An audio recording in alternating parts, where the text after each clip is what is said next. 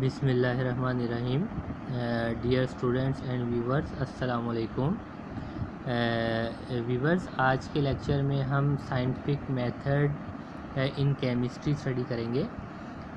हम देखेंगे कि केमिस्ट्री में जो साइंटिफिक मेथड है वो क्या है और उसके जो डिफरेंट स्टेप्स हैं उनको भी हम इंशाल्लाह एक्सप्लेन करेंगे।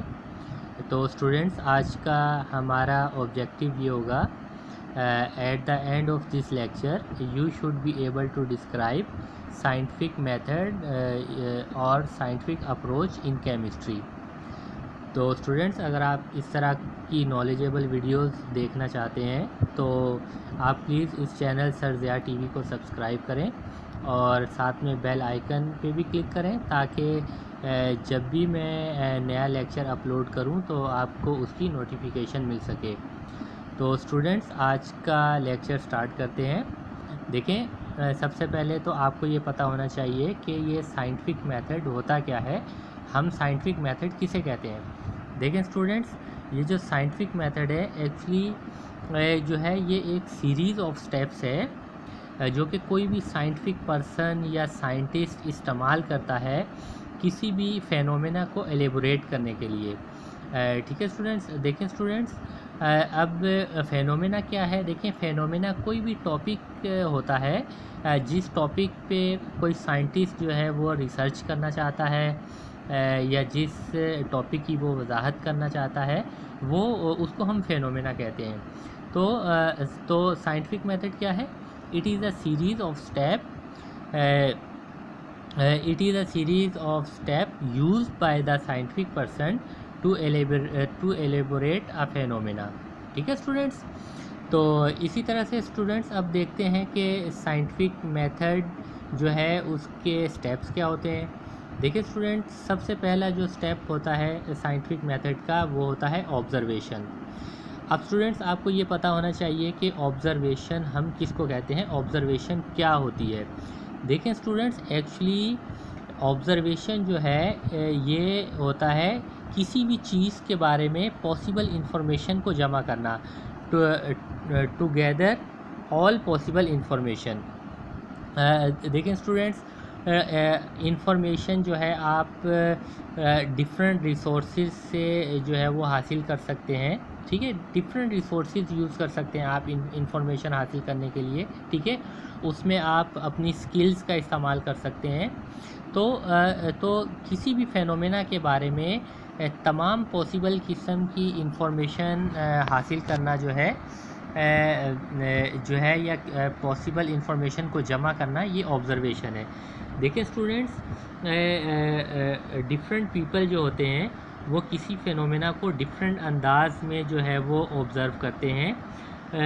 कुछ लोग जो हैं वो बहुत क्रिटिकल तरीके से किसी चीज़ को या किसी फेनोमेना को जो है वो ऑब्ज़र्व करते हैं। वो चाहते हैं कि इसके अंदर से हम कोई नया पॉइंट जो है वो दरियाफ़्त करें, या इसके अलावा जो है तो उनका जो स्टाइल होता है वो बड़ा नाजुक तरीके से किसी फेनोमेना को वो ऑब्ज़र्व करते हैं। देखिए स्टूडेंट्स, ऑब्ज़र्वेशन जो है ये एक बेसिक टूल है, एक बुनियादी हथियार है किसी भी फेनोमेना की वजाहत करने के लिए। ठीक है, और ऑब्ज़र्वेशन जो हैं ये पर्सन टू पर्सन वेरी कर सकती हैं, हर पर्सन की स्किल्स के मुताबिक। देखें स्टूडेंट्स, एक इंसान की जो स्किल होती है वो ऑब्ज़र्व करने की दूसरे इंसान से मुख्तलिफ होती है। ठीक है, तो ऑब्ज़र्वेशंस जो हैं ये पर्सन टू पर्सन वेरी करती हैं, हर इंसान की स्किल्स के लिहाज से ये वेरी करती हैं। ठीक है, तो स्टूडेंट्स, इन शॉर्ट ऑब्ज़र्वेशन क्या है, ये अपनी स्किल्स के मुताबिक तमाम पॉसिबल इंफॉर्मेशन जमा करने को कहते हैं किसी भी फेनोमेना के बारे में। अच्छा स्टूडेंट्स, इसके बाद जो है जो सेकंड स्टेप होता है साइंटिफिक मेथड का वो होता है हाइपोथेसिस। अब स्टूडेंट्स, ये हाइपोथेसिस क्या है? देखें, हाइपोथेसिस जो है ये एक एक्सप्लेनेशन होती है किसी साइंटिस्ट की जो कि उसका एक ट्रायल आइडिया होता है। The explanation which is only a trial idea of that scientist. यानी किसी साइंटिस्ट का ये एक ट्रायल आइडिया होता है जो सही भी हो सकता है, गलत भी हो सकता है। इस ट्रायल आइडिया को हम हाइपोथेसिस कहते हैं।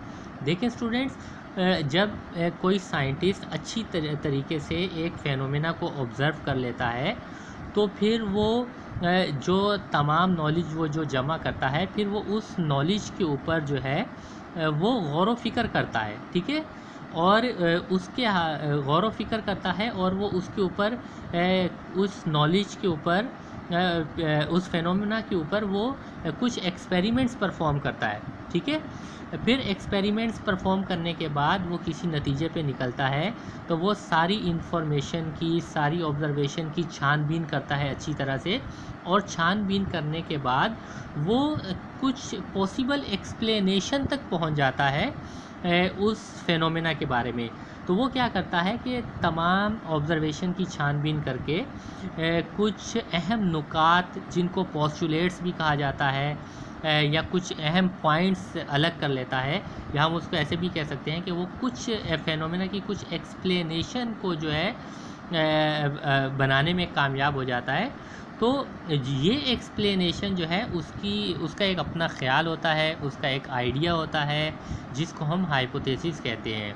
स्टूडेंट, हाइपोथेसिस जो है वो मज़ीद तहकीक के बाद चेंज भी हो सकता है, और ऐसा भी हो सकता है कि वो चेंज ना हो, और या वो मज़ीद तहकीक के बाद या मज़ीद नॉलेज इकट्ठा करने के बाद वो चेंज भी हो सकता है। और ऐसा भी हो सकता है कि वो पहली दफ़ा ही जो है हाइपोथेसिस ठीक हो, तो मज़ीद उसमें फिर चेंजिंग ना हो। ठीक है स्टूडेंट्स। इसी तरह से देखें स्टूडेंट्स, जो नेक्स्ट स्टेप है साइंटिफिक मेथड का, वो थ्योरी है। अब ये थ्योरी क्या होती है? देखें स्टूडेंट्स, एक्चुअली थ्योरी जो है हम कहते हैं कि it is scientifically acceptable idea और प्रिंसिपल, ठीक है स्टूडेंट्स। यानी कि ये एक ऐसा आइडिया या प्रिंसिपल है जिसको साइंटिफिकली एक्सेप्ट कर लिया जाता है, ठीक है। जब कोई आइडिया या प्रिंसिपल साइंटिफिकली एक्सेप्ट हो जाता है, तो फिर उसको थ्योरी का दर्जा मिल जाता है। देखें स्टूडेंट्स, एक्चुअली होता क्या है कि एक साइंटिस्ट जब वो अपना एक हाइपोथेसिस तैयार कर लेता है, तो फिर वो अपनी ही फील्ड के दूसरे वर्कर्स, दूसरे साइंटिस्ट के आगे जो है वो अपना हाइपोथेसिस पेश कर देता है, ताकि वो इसके ऊपर जो है वो मज़ीद ऑब्ज़र्वेशंस और एक्सपेरिमेंट करें। तो जब सेम फील्ड के जब दूसरे साइंटिस्ट जो हैं वो भी अपने एक्सपेरिमेंट्स और ऑब्ज़र्वेशन करते हैं उस हाइपोथेसिस के ऊपर, और उनके मुताबिक भी वो हाइपोथेसिस ट्रू साबित होता है एक्सपेरिमेंटली, तो फिर जो है इस हाइपोथेसिस को जो है दूसरे साइंटिस्ट की सपोर्ट हासिल हो जाती है। तो इस कंडीशन में जो हाइपोथेसिस है उसको थ्योरी का दर्जा दे दिया जाता है, ठीक है। यानी कि वो उसको दूसरे साइंटिस्ट की जो है और एक्सपेरिमेंट्स की जो है वो सपोर्ट हासिल हो जाती है, तो इस वजह से वो एक्सेप्ट कर लिया जाता है हाइपोथेसिस, तो उसको हम थ्योरी का दर्जा फिर दे देते हैं। तो स्टूडेंट्स, इसी तरह से जो लास्ट स्टेप होता है केमिस्ट्री में साइंटिफिक मेथड का, वो साइंटिफिक लॉ है, ठीक है। इसको लॉ, सिंपली लॉ भी कहते हैं, या इसको साइंटिफिक प्रिंसिपल भी कहते हैं। देखिए स्टूडेंट्स, अब ये साइंटिफिक लॉ क्या है? सिंपली जो है साइंटिफिक लॉ जो है एक्चुअली एक again and again tested theory को कहते हैं।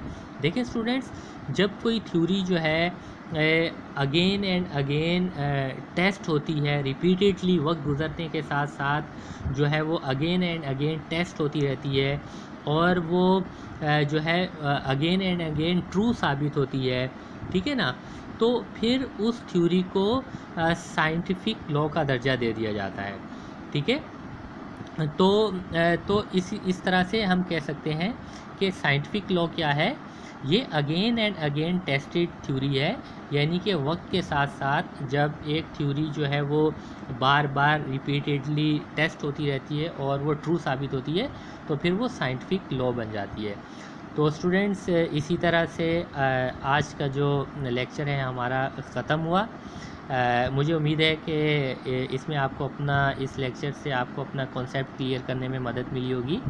तो स्टूडेंट्स, अगर आप इसी तरह से नॉलेजेबल वीडियोस मज़ीद देखना चाहते हैं तो आप प्लीज़ इस चैनल को सब्सक्राइब करें। अपना बहुत ज़्यादा ख्याल रखिएगा। बहुत बहुत शुक्रिया। अल्लाह हाफिज़।